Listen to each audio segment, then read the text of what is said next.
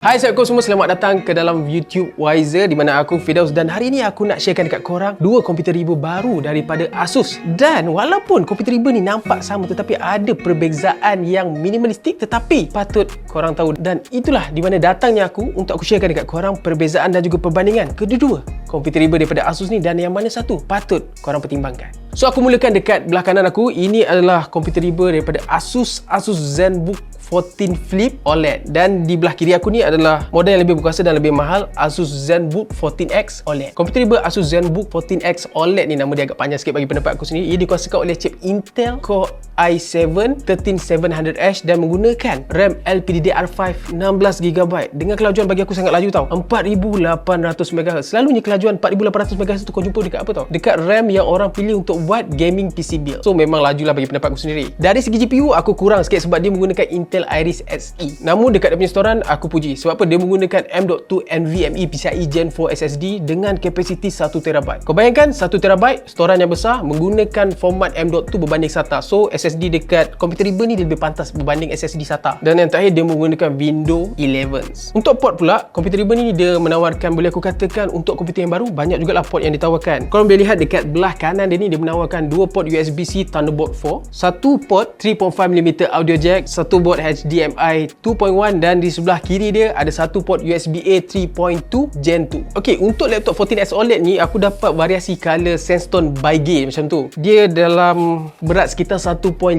kg daripada Asus. So bagi pendapat aku 1.5 kg ni bukanlah aku nak cakap berat, ataupun bukanlah aku nak cakap ringan, sebab banyak lagi komputer riba yang baru dah letak lah dia punya berat bawah 1 kg. So bagi aku berat dia ni standard, tak terlalu berat, tak terlalu ringan, just nice dekat tengah-tengah. Tapi yang menariknya pada 14X OLED ni, dia punya kemasan, sebab Asus meletakkan satu coating plasma ceramization coating yang membuatkan dia punya tekstur tu bila kau pegang dia rasa lebih premium, rasa lebih mahal berbanding 14 Flip ni. Yang ni 14 Flip ni dia rasa macam biasa, tapi dekat 14X OLED ni rasa lebih premium, rasa mahal. So untuk skrin 14X OLED ni, dia hadir dalam skrin berukuran 14.5 inci, hadir dengan pelindungan Corning Gorilla Glass Protection, beresolusi 2.8K, kadar kecerahan 500 nit, masa tindak balas 0.2 milisecond, dan juga menyokong kadar segar semula sehingga 120Hz, bukan 144, 120Hz. So bagi pendapat aku sendirilah, kalau korang cari komputer riba dengan penawaran skrin yang lain daripada yang lain, terutamanya skrin OLED, yang pertama dekat fikiran aku adalah jenama Asus sendiri. Dan jujur aku cakap, skrin OLED daripada Asus ni memang tidak mengecewakan aku. Panel OLED dia memang cantik,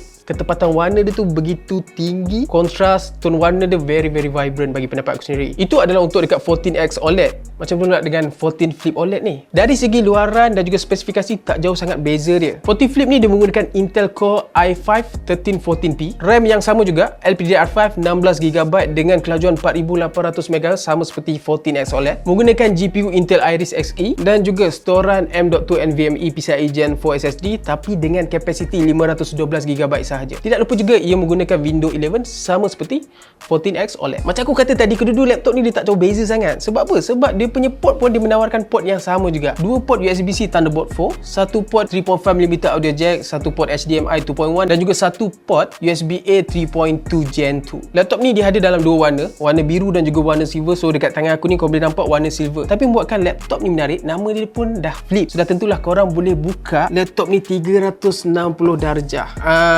Dan yang membuatkan kedua-dua laptop ni sangat istimewa, korang tahu sebab apa tau? Sebab dia punya ketahanan. 14 Flip dan juga 14X OLED ni dia mempunyai ketahanan yang mencapai piawaian sebuah komputer riba yang digunakan oleh tentera. Asus sendiri mendakwa kedua-dua komputer riba ni cemerlang dalam semua ujian ketahanan yang diberikan oleh mereka terhadap kedua-dua komputer riba ni. So erti kata lain, kedua-dua komputer riba ni memang tahan lasak. Dia punya durability tu boleh aku katakan cantik macam tu. Tapi 14 Flip ni dia mempunyai size screen yang agak kecil sedikit, 14 inci, kadar kecerahan 400 nit, mempunyai masa tindak balas 0.2 milisecond yang sama seperti 14X, dengan resolusi 2.8K dan juga menyokong kadar segar semula yang sedikit rendah berbanding 14X, iaitu sampai 90Hz saja. So kedua-dua komputer riba ni ada perbezaan yang agak tipis bagi aku dari segi dia punya size screen, kadar kecerahan dan juga kadar segar semula yang disokong oleh kedua-dua komputer riba Asus ni. Kedua-dua komputer riba ni dalam barisan komputer riba ZenBook daripada Asus. So dari erti kata lain, komputer riba ni dia memfokuskan produktiviti dan juga pekerjaan korang seharian. Sebab kerja aku sendiri dekat Wiser ni salah satunya adalah menulis artikel dan juga buat skrip untuk video yang aku nak shoot. Dan tidak lupa juga kerja aku ni banyak yang melibatkan aktiviti yang menggunakan komputer untuk jangka masa yang agak lama. Dan jujur aku nak cakap dekat korang, selama aku guna komputer riba ni untuk buat kerja aku, ia tidak mengecewakan. Disebabkan Disebabkan kedua-dua spek komputer riba ni tak jauh sangat beza,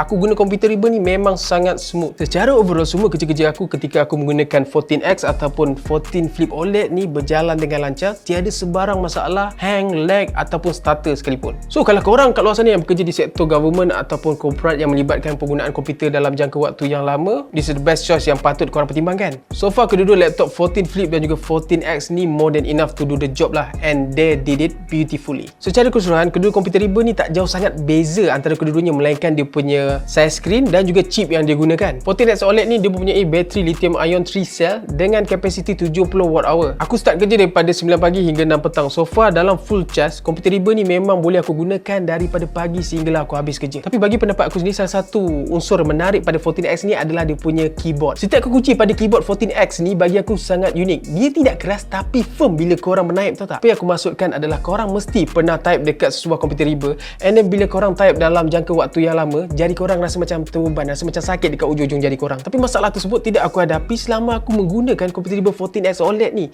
Dia macam bila aku type dalam jangka waktu yang lama, mesra je dekat ujung jari aku tu. Itu pada 14X. Tapi kalau korang nak tahu, 14 Flip ni dia mempunyai kapasiti bateri yang lebih besar dan juga lebih performance lah berbanding 14X ni. Sebab 14 Flip ni dia mempunyai bateri 4 sel lithium ion dengan kapasiti 75 Wh. Kalau korang rasa 14X tu dah lama masa penggunaan dia, 14 Flip ni dia lebih lama lagi. So far kalau aku guna 14 Flip ni, aku kerja dari pagi sampai petang, and then aku OT sampai malam, masa penggunaan 14 Flip ni dia lebih tahan dan juga lebih lama berbanding 14X. Hampir aku terlupa, untuk charger yang digunakan oleh kedua-dua komputer riba ni, dia menggunakan charger 90W Type-C pada 14X dan juga 65W yang lebih rendah sedikit untuk 14 Flip, tetapi masih menggunakan port yang sama, Type-C. Dekat situ dia lebih convenient. Tapi yang menarik pada 14 Flip ni adalah dia punya penggunaan. Macam aku kata pada awal-awal tadi, 14 Flip ni dia boleh buka sampai 360 darjah bukaan. Dan yang menarik sekali, dia punya screen tu adalah touch screen. Maksudnya dia mempunyai touch screen capability. So kalau aku bosan guna komputer secara duduk kan, aku boleh guna komputer riba 14 Flip ni berdiri ke, sambil terbaring ke, menelentang ke, mahupun sambil berjalan. Okay, aku tanya kat korang, apakah salah satu elemen binaan yang penting bagi sebuah laptop? Salah satunya adalah dia punya hinge. Dan kalau kita nak tengok kualiti binaan pada hinge sebuah komputer riba tu, kita cuba tutup and then buka dia. Contoh aku tunjukkan dekat 14X ni. Bila aku tutup and then cuba kita buka komputer riba tu. Okay.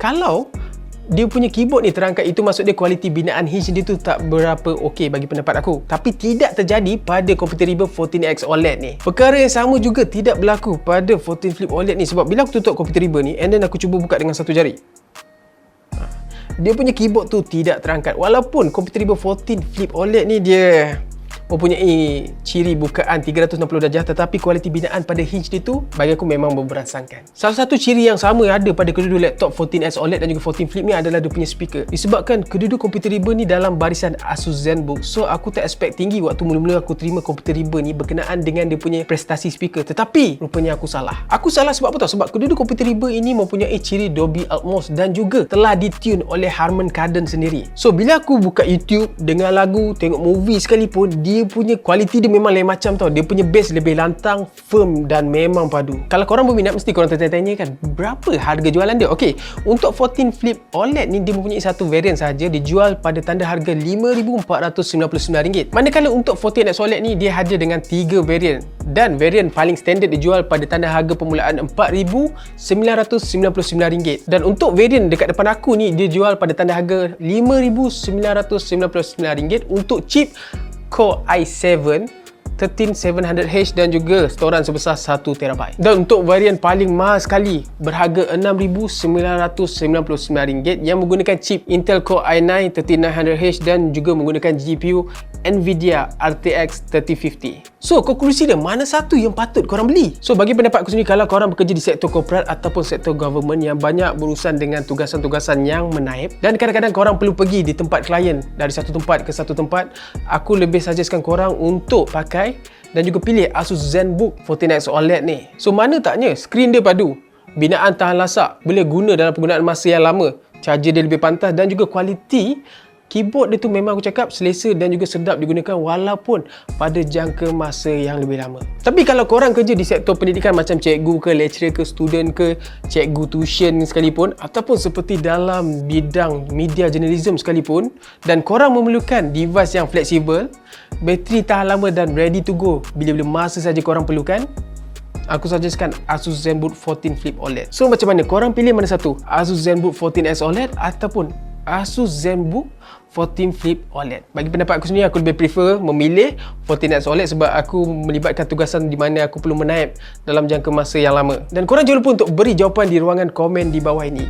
Itu sahaja daripada aku dalam video Wiser kali ini.